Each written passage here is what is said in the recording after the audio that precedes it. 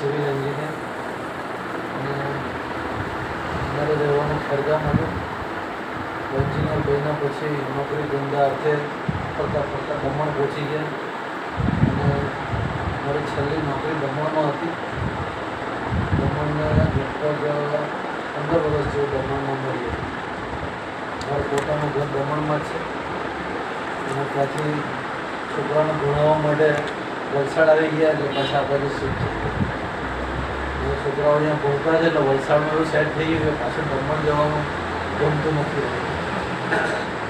તો આ બિઝનેસ શા માટે, આ કામ શા માટે?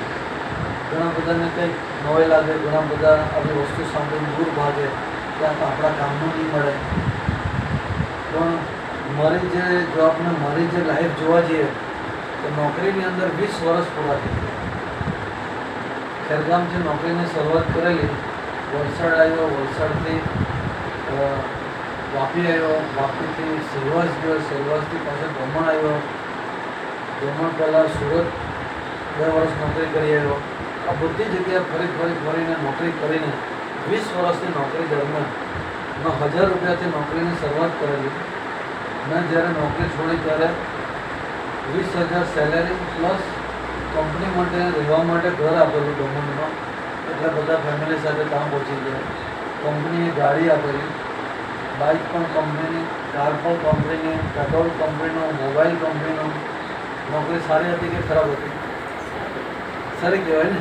આટલું બધું મળતું હોય તો બીજું કંઈ કરવાનો વિચાર આવે જ નહીં. કેમ કે ત્યાં ઘર, ગાડી, પેટ્રોલ, 1 રૂપિયાનું મેન્ટેનન્સનો બી ખર્ચો નહીં. અને તે સમયે તો મોબાઈલ કેટલો મોંઘો હતો. આવે તો પૈસા લાગીને જાય તો પૈસા લાગે, તો બી આપણને ફ્રીમાં બધા પૈસા કંપની ભરે. બિલિંગવાળો મોબાઈલ અને જેટલું 2,000, 3,000, 4,000 જે બિલ આવે કંપની ભરે. તો સારું કહેવાય ને. પણ જે જીવન જે જોવા જઈએ તો એક નોકરીવાળું જીવન બંધન.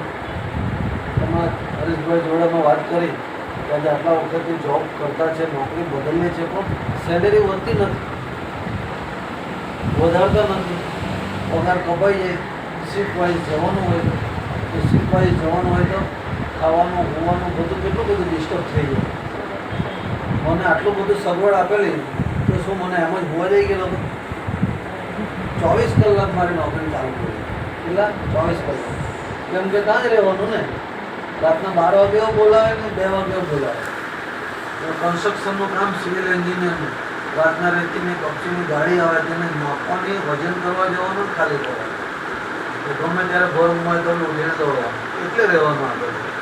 તો એમાં થોડી આવે, બરાબર ને? તો આ બધી સગવડ તેના માટે આપતા હોય કે જે પગાર આપે ને જે સગવડ આપે વસૂલ કરતા હોય. નોકરી મતલબ નો કેરિયર, એવી જિંદગી ચાલતી હતી.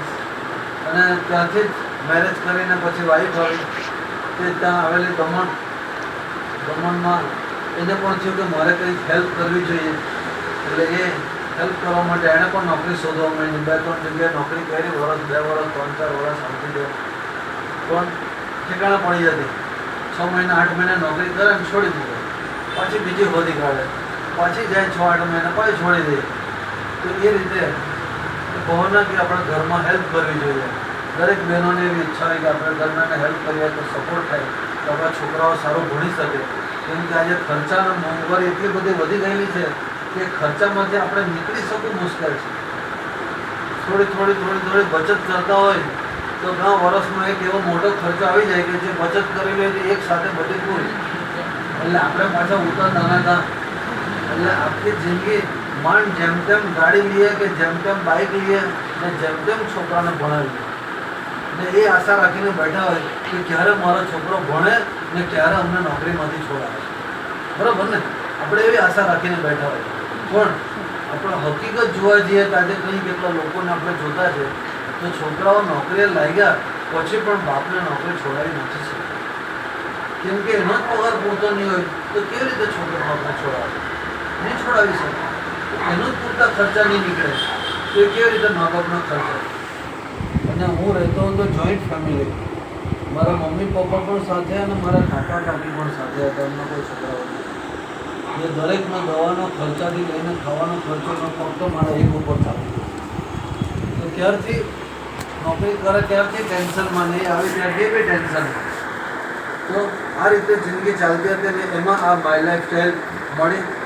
મારા મિત્રો મને આવી રીતે મિટિંગ હતી તેમાં અમે ગયા, બધું સાંભળ્યું, જોયું અને વાઈફને ગમી ગયું મારે આ કામ કરવું છે, શું કરવાનું છે.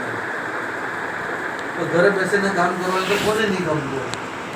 એણે ઇન્ટરેસ્ટ લીધો ને એણે કામની શરૂઆત કરી અને 2 થી 3 વર્ષની એની મહેનત, એણે એવી મહેનત કરી કે હું જે પગાર લેતો હતો એટલા મહિનાના 20-25 હજાર એ કમાતી થઈ ગઈ. ત્યારે મને થયું કે જો 20 વર્ષની નોકરીમાં જો મેં 20,000 પર પહોંચ્યો હોય ના 2 થી 3 વર્ષની મહેનત કરીને જો 20-25 હજાર કમાઈ શકતી હોય તો આ જ કામ મારે પણ કરવું જોઈએ. અને ત્યાર પછી મેં એની સાથે સપોર્ટ કરી, એની સાથે ધ્યાન આપ્યું. આજે નોકરી છોડીને મને 9 વર્ષ થઈ ગયા. નોકરી છોડીને આજે ગાડીમાં ફરતા થઈ ગયા, કારમાં ફરતા થઈ ગયા.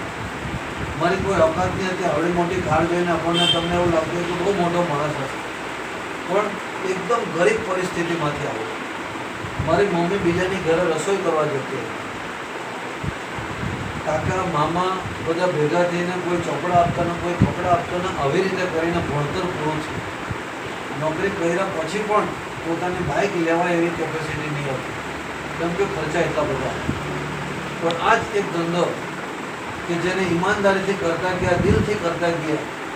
મને અહીંયા ખાલી આટલું જ ગમેલું હતું કે ચાલો ઘરનું વ્યક્તિ છે, વધારે કામ દોડવાનું નહીં હોય, ઘરથી કામ કરશે, એની મરજીમાં આવે ત્યારે ઓફિસમાં જાય, નહીં જવું હોય તો વાંધો નહીં. આ રીતનું કામ હતું એટલે એ મને ગમી ગયું અને ઘરના બધાને તંદુરસ્ત રાખશે. આ બહુ મોટી વસ્તુ છે.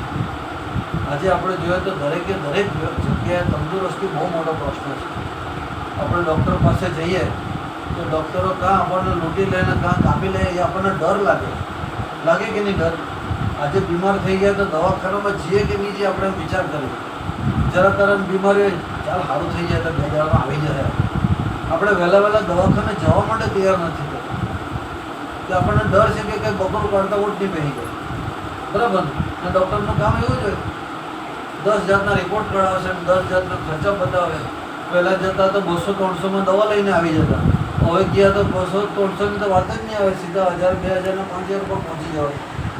તો આ રીતના જો સમયની અંદર આપણે જોઈશું કેવી રીતે, તો તેમાં એક વસ્તુ મને એવી ગમી ગઈ કે અહીંયાથી ઘરના બધાને તંદુરસ્ત રાખશે અને તંદુરસ્ત રહેશો અને જે પૈસા આવશે તો બહુ થઈ ગયા. અને એ ઉદ્દેશ્યથી શરૂઆત કરેલી અને આજે એની મહેનતથી મારી નોકરી છૂટી ગઈ. તો કેટલું મોટું કામ થઈ ગયું કહેવાય. અહીંયા તરત પૈસા નથી આવતા, આસાનીથી પૈસા નથી આવતા. મહેનત તો દરેક જગ્યાએ કરવી પડે, પણ જે આપણે 8 કલાક ને 12 કલાક કંપનીમાં જે મચા અને તે રીતે મહેનત કરવી પડે એવી મહેનત નથી કરવી પડે. અહીંયા બુદ્ધિની મહેનત છે.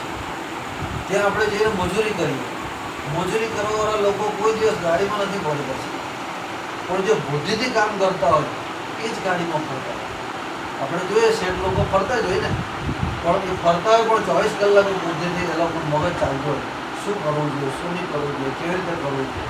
તેમ અહીંયા આ કામને બુદ્ધિથી કરશું, જે રીતે શીખવાડે સમજાવે તે રીતે આપણે કરતા રહીશું તો આપણે દરેક વ્યક્તિ આપણું અહીંથી પોતાનું જીવન બદલી શકીએ.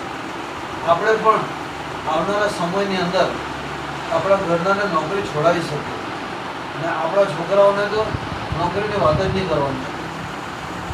કેમ? જ્યારે મારી નોકરી હતી ને, મારી નોકરી સારી જ હતી, હવે મારી ઓફિસ હતી. મારો છોકરો જેવો ઓફિસમાંથી આવે ને એટલે મારી પેલી ફરતી ખુરશી એટલે એના પર બેસી જાય ખાલી હોય. બહાર પટાવાળો બેસેલો એટલે ફેર મારા માટે ઠંડુ લઈ આવું, પાણી લઈ આવું, એવી રીતે તે ઓર્ડર આપે. પછી શું કે પપ્પા મેં બી તમારા જેમ એન્જિનિયર કરતા. પણ જ્યારે આજે મેં નોકરી છોડીને મેં અહીંયા પહોંચી ગયો તો એ એમ કહેતો થઈ ગયો કે મારે પણ નોકરી નથી, હું પણ કંઈક અલગ કામ કરીશ, પણ મારે નોકરી નથી. ક્યાંથી આવ્યા વિચારો? અહીંયા જોઈ છે કે એના બધા ફ્રેન્ડ સર્કલ બધાના મમ્મી પપ્પા નોકરી કરતા હોય. સવારે જાય તો સાંજે આવે. ઘણા લોકોના તો પપ્પા હાથે મુલાકાત બી નહીં થતી, આવી કન્ડિશન હોય છોકરાઓની. અને મને એ જોઈ તો ગમે ત્યારે જાઉં, ગમે ત્યારે આવું, ગમે ત્યારે ઘેર હોય, ગમે ત્યારે કોઈ બી પ્લાનિંગ થઈ જાય તો ઓકે ચાલો મેં